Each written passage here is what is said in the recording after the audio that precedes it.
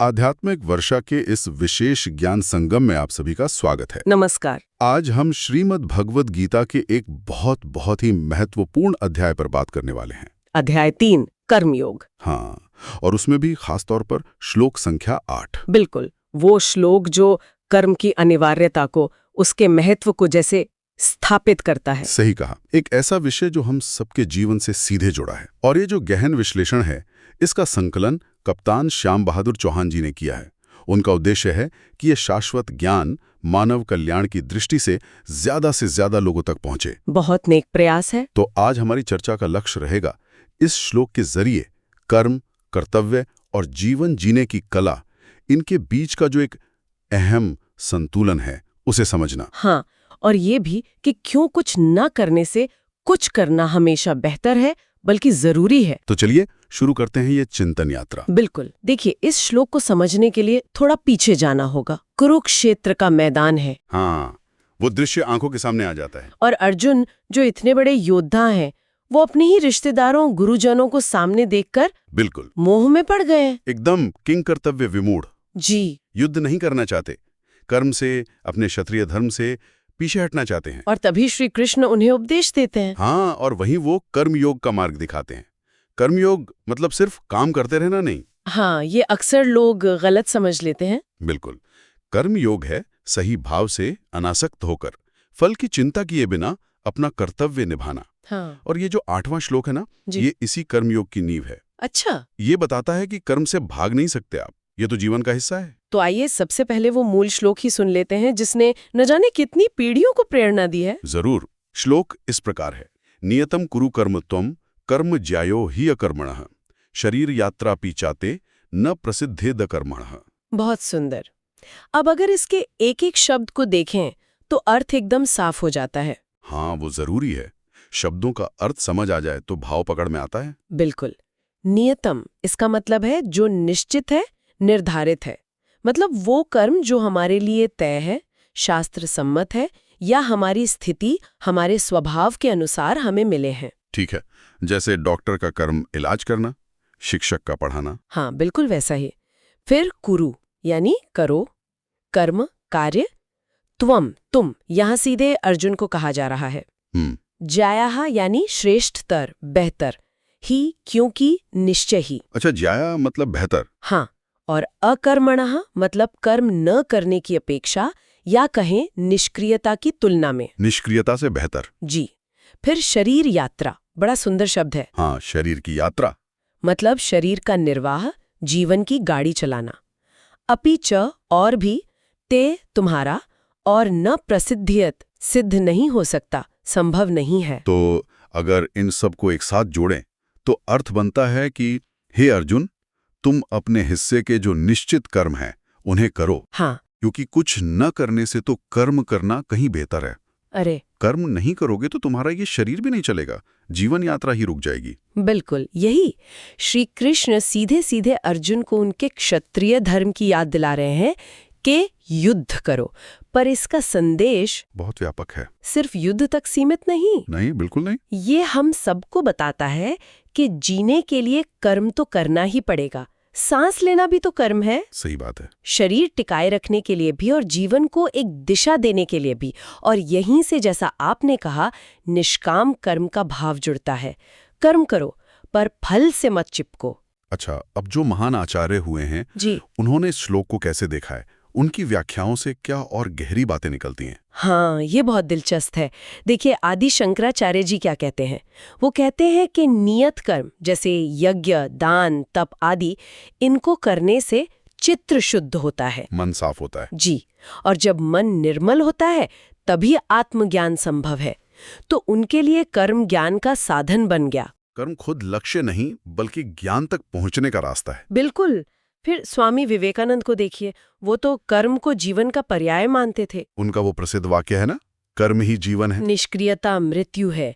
एकदम उन्होंने तो युवाओं से आह्वान किया कि आलस्य छोड़ो, काम में लगो, इसी से व्यक्ति बनेगा, राष्ट्र बनेगा। प्रेरणादायक। और संत ज्ञानेश्वर महाराज ने ज्ञानेश्वरी में इसे और भी खोल दिया। वो कहते हैं कि अगर कर्तापन के अभिमान के बिना, मतलब मैं कर रहा हूँ, हाँ, ये सोचे बिना, हाँ, और फल की इच्छा के बिना अगर कर्म किया जाए तो वही कर्म बंधन नहीं बनता बल्कि मुक्ति का दरवाजा बन जाता है। वाह। फिर स्वामी अड़गानंद जी महाराज यथार्थ गीता में कर्मयोग को ईश्वर तक पहुंचने का बड़ा सहज मार्ग बताते हैं। वो कहते हैं शरीर है तो कर्म तो होगा ही, सांस भी तो कर्म है, सवाल बस ये है कि भाव क्या है पीछे। भाव सबसे महत्वपूर्ण है जी। और गीता प्रेस गोरखपुर के प्रकाशन भी इसी सार पर जोर देते हैं।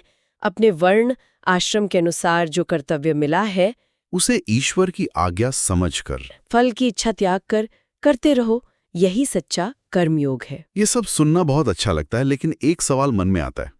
इस सदियों पुरानी बातें हैं, आज की जो भागदौड़ भरी जिंदगी है, क्या उसमें भी ये उतनी ही प्रासंगिक हैं या ये बस एक आध्यात्मिक उपदेश है? नहीं, ये बहुत महत्वपूर्ण सवाल है। देखिए, इसकी प्रासंगिकता आज कम नहीं हुई बल्कि शायद बढ़ गई है कई स्तरों पर। जैसे? पहला, मानसिक स्तर पर सोचिए। जब हम किसी काम में लगे होते हैं किसी उद्देश्य से, तो मन फालतू की चिंताओं से, नेगेटिव विचारों से बचा रहता है ना? हाँ, ये तो अनुभव की बात है। खाली मन शैतान का घर। बिल्कुल। काम में एकाग्रता आती है, फोकस बढ़ता है, इससे आत्मविश्वास भी बढ़ता है। आजकल जिसे लोग माइंडफुलनेस या फ्लो स्टेट कहते हैं, हाँ। वो एक तरह से अपने नियत कर्म में पूरी तरह डूब जाना ही तो है। ये आलस्य, डिप्रेशन, इनसे लड़ने का बहुत कारगर तरीका है। अच्छा, ये तो मानसिक स्तर की बात हुई। और फिर देखिए सामाजिक स्तर पर हर व्यक्ति समाज में उसकी जो भी भूमिका है, जो जिम्मेदारी है, डॉक्टर, टीचर, इंजीनियर, किसान, कोई भी, हाँ कोई भी, घर संभालने वाला सदस्य भी, जब सब अपना काम ईमानदारी से करते हैं तो पूरा समाज ठीक से चलता है, एक मशीन की तरह जिसके सारे पुर्जे सही काम कर रहे हों। बिल्कुल। व्यक्तिगत कर्म ही तो जुड़कर सामाजिक प्रगति बनते हैं। वो गीता में आगे आता ना, स्वधर्मे निधनम श्रेय, अपने धर्म अपने कर्तव्य का पालन करना ही श्रेष्ठ है, भले ही उसमें कठिनाई हो। हाँ, दूसरों के काम को आसानी से करने से बेहतर है अपना काम ठीक से करना। जी। और फिर आध्यात्मिक स्तर पर भी, जैसा आचार्यों ने कहा, अगर हम अपने रोजमर्रा के काम, सांसारिक कर्तव्य भी सेवा भाव से करें, ईश्वर को समर्पित करके, हाँ, फल की चिंता छोड़कर करें, तो वही साधारण काम भी हमारी चेतना को, हमारे मन को शुद्ध करते हैं। मतलब ऑफिस का काम या घर का काम भी साधना बन सकता है? क्यों नहीं, अगर नजरिया सही हो तो बिल्कुल बन सकता है। कर्म वही है, भाव बदल गया तो उसका असर बदल गया। आपने पहले युवाओं का जिक्र किया था। आज की पीढ़ी के लिए क्या खास संदेश है इसमें, जो करियर, पढ़ाई, जीवन में अपनी जगह बनाने में लगे हैं? उनके लिए तो ये श्लोक एक सीधा कॉल टू एक्शन है। आज का समय कैसा है, विकल्प बहुत सारे हैं और भटकाव भी उतना ही। बिल्कुल। ऐसे में ये श्लोक साफ कहता है, कर्म करो, आलस्य छोड़ो, अपने लक्ष्य बनाओ और उन्हें पाने के लिए पूरी लगन से, निष्ठा से जुट जाओ। वो जो टाल मटोल की आदत होती है ना, कल कर लेंगे, हाँ, वो अकर्मण्यता ही है, उससे बचना है। सफलता सोचने से नहीं आती, सोचने को कर्म में बदलने से आती है। सही बात। तो ये श्लोक उन्हें एक्टिव बनाता है, मेहनती बनाता है, रिजल्ट ओरिएंटेड बनाता है, लेकिन एक और बात याद दिलाता है, कोशिश हमारे हाथ में है, नतीजा नहीं। हाँ, ये संतुलन महत्वपूर्ण है। कर्म पर फोकस करो, फल पर नहीं। बिल्कुल। अच्छा, ये जो पूरी चर्चा हम कर रहे हैं, इसके लिए आपने बताया कि गीता प्रेस का संस्करण स्वामी चिन्मयानंद जी की होली गीता और तिलक जी की गीता रहस्य जैसे स्रोतों का आधार है। जी हाँ, ये कुछ प्रमुख ग्रंथ हैं जो इस विषय पर बहुत गहरी समझ देते हैं। तो अगर कोई इस सिद्धांत को, कर्मियों को अपने जीवन में उतारने की कोशिश करे, तो उसका प्रभाव क्या हो सकता है, व्यक्तिगत स्तर पर, पारिवारिक स्तर पर या समाज पर? प्रभाव बहुत गहरा और अच्छा हो सकता है। व्यक्तिगत स्तर पर देखें तो अनुशासन आता है, हाँ, रोज कर्म करने से आत्मनियंत्रण बढ़ता है, धैर्य विकसित होता है, और जब फल की चिंता छोड़कर काम करते हैं ना, तो फेलियर का डर कम हो जाता है। हाँ, क्योंकि फोकस प्रोसेस पर है, रिजल्ट पर नहीं। बिल्कुल। इससे मानसिक शांति बढ़ती है। ये एक तरह से पूरी पर्सनालिटी डेवलपमेंट में मदद करता है। और परिवार में जब सब सदस्य अपने अपने कर्तव्य, अपनी जिम्मेदारियां प्रेम से, निष्ठा से निभाते हैं, तो घर में शांति रहती है, सुख रहता है, माहौल अच्छा बनता है। हाँ, सहयोग बढ़ता है, परिवार एक यूनिट की तरह मजबूत होता है, समृद्ध होता है। और बड़े स्तर पर समाज या देश के लिए, जब नागरिक अपने कर्तव्यों के प्रति जागरूक होते हैं, कर्मशील होते हैं, तो देश तरक्की करता है, समाज में एक पॉजिटिव एनर्जी फैलती है। सब अपना अपना योगदान दे रहे होते हैं। जी। वो वसुधैव कुटुंबकम वाली भावना मजबूत होती है कि हम सब एक हैं और सबको मिलकर आगे बढ़ना है। इसे और सरल बनाने के लिए कोई रोजमर्रा का उदाहरण सोच सकते हैं, खासकर बच्चों या विद्यार्थियों के लिए। हाँ बिल्कुल, विद्यार्थी का उदाहरण तो हमने लिया ही था। उसका नियत कर्म क्या है? पढ़ना। जी। अगर वो आलस्य करेगा, पढ़ाई टालेगा, ये हुई अकर्मण्यता। नतीजा क्या होगा? असफलता। जाहिर है, लेकिन अगर वो रोज नियम से ध्यान लगाकर पढ़ेगा, मेहनत करेगा, जी। ये हुआ कर्म, तो सफलता की संभावना बढ़ेगी। यहाँ भी भाव महत्वपूर्ण हैं। सिर्फ नंबरों की चिंता न करें, बल्कि सीखने पर ध्यान दें। बिल्कुल, जैसे बीज बोरे बिना, पौधे को पानी दिए बिना, ये कर्म है, फल नहीं मिल सकता। वैसे ही जीवन में बिना कोशिश के कुछ हासिल नहीं होता। सही कहा, कर्म ही चाबी है हर ताले की। यहाँ एक और पहलू पर बात करना चाहूंगा, जो शायद उतना सोचा नहीं जाता। जब हम नियत कर्म कहते हैं, हाँ। तो अक्सर दिमाग में पुरुषों के काम जैसे नौकरी, व्यवसाय, यही सब आता है। हाँ। पर महिलाएं, खासकर जो घर संभालती हैं, गृहिणियां हैं, उनके काम का इस संदर्भ में क्या स्थान है? क्या उनके रोज के काम भी कर्म योग हो सकते हैं? आपने बहुत ही अहम और जरूरी मुद्दा उठाया है। कई बार ये अनदेखा रह जाता है। हाँ, मुझे भी ऐसा लगता है। देखिए, गीता का संदेश किसी एक लिंग या पेशे के लिए नहीं है, वो सबके लिए है। घर चलाना, बच्चों को पालना, परिवार की देखभाल करना, ये सिर्फ जिम्मेदारियां नहीं है, ये भी नियत कर्म है। बिल्कुल, और बहुत महत्वपूर्ण नियत कर्म है। अब सवाल ये है कि इन्हें किया कैसे जा रहा है। अगर बोझ समझकर, मजबूरी में, तो थकान होगी, निराशा होगी। हाँ, अक्सर ऐसा होता है। लेकिन अगर इन्हीं कामों को सेवा भाव से, प्रेम से, ये सोचकर कि ये परिवार और समाज रूपी यज्ञ में मेरी आहुति है और फल की इच्छा रखे बिना, तो ये भी कर्मयोग है। हाँ, ये उच्चतम कोटि का कर्मयोग बन सकता है।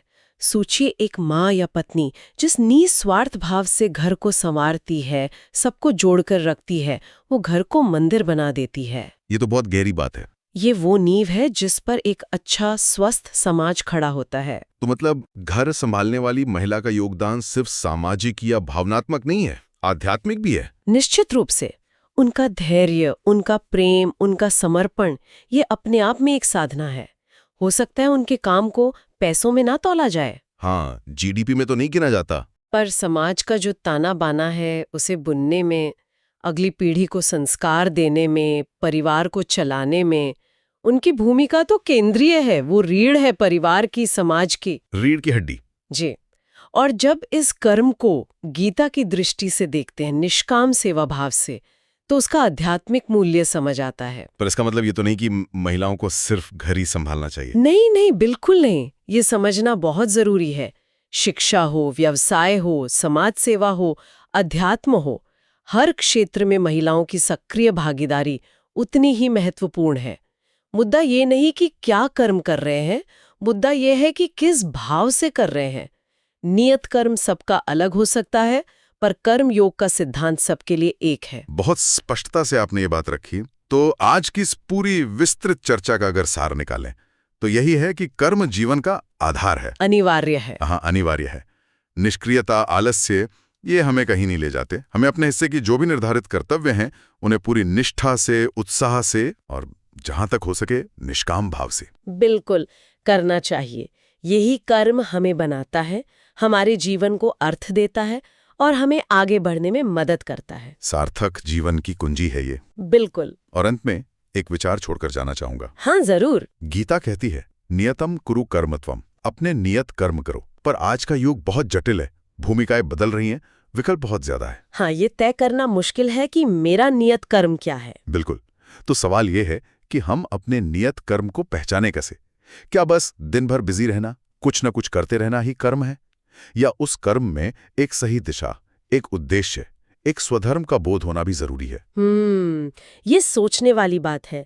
क्या सिर्फ व्यस्तता ही कर्म है या उद्देश्यपूर्ण कर्म ही कर्म है? जी। इस पर सोचना मुझे लगता है आज हम सबके लिए बहुत जरूरी है। बिल्कुल। यह प्रश्न हमें अपने कर्मों के प्रति और सजग बनाता है। इस गहरी और एनलाइटनिंग चर्चा के लिए आपका बहुत बहुत आभार। धन्यवाद। और श्रोताओं को एक बार फिर याद दिला दें कि ये मूल्यवान विश्लेषण और संकलन कप्तान श्याम बहादुर चौहान द्वारा किया गया है। विज्ञान के इस प्रकाश को आने वाली पीढ़ियों के कल्याण के लिए जलाए रखने हेतु समर्पित हैं। इस आध्यात्मिक वर्षा में हमारे साथ बने रहने के लिए आप सभी का धन्यवाद।